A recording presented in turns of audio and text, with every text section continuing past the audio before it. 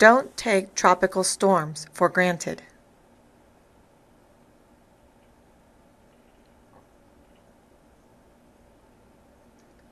Tropical storms can cause serious damages and severe flooding.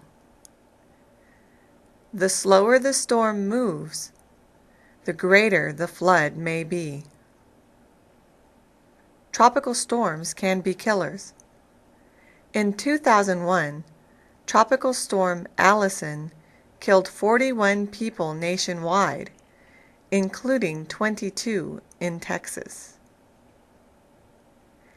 Inland flooding due to tropical storms and hurricanes has been responsible for more than 50% of storm deaths.